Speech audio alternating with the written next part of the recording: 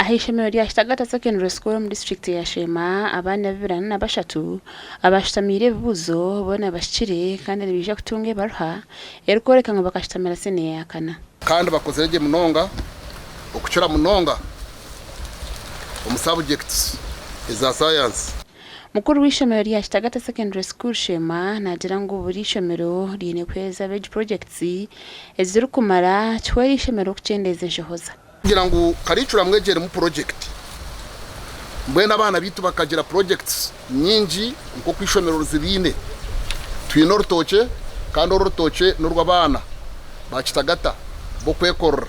abatanje na variation ningashe konjura umutindo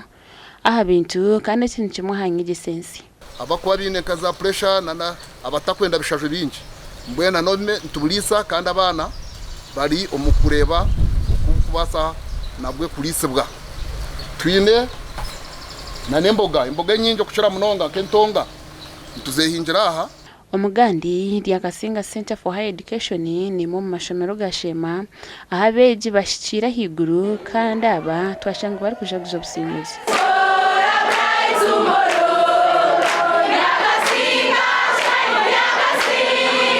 hati subjects ziziteganisa abana za science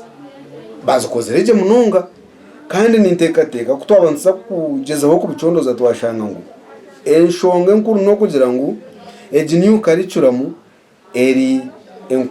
enkore iba kugishomesa munonga neya kuba practical umwana kucyekorera ikintu umwana kucerondera ikintu. We are privileged that our students or our candidates, the first cohort, they have all passed, and we thank God and the entire community. Think of our 2024 candidates provides us great hope that we shall also pass, and I think this is a great opportunity to thank the administration and all the concerned people about how they cared about the candidates. Ambere rushijira principal w'ishemereri hine byagamba habikayicura mwenzi kurigiro kuba bigure dingire mwe nogo no kuba yabari yahiguru kimanyisa ngo bikweta gisabyo no mu subject ejo abimazireyo kandi kwakuba yihamubi nayagaraka yogo wa aina mani mingi konka byona tiyabe marayo atwo kuja wazo wa C mwe nogo no wakugira ngo umuntu ara average